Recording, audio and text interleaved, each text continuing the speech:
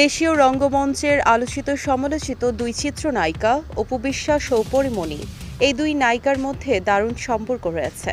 একে অপরের প্রশংসা করেছেন বহুবার। আবার অপুর শত্রু বুবলির বিরুদ্ধেও সোশ্যাল মিডিয়ায় অবস্থান নিয়েছিলেন পরিমণি। অপু বিশ্বাস নিজেই এক সাক্ষাৎকারে বলেছেন, ঢালিউডে আমরা ৫ বোন, আমি বড়, পরিমণি মেজো, তমা মির্জা সেজো, এরপর পূজাচেরি ও সবার ছোট দিঘি।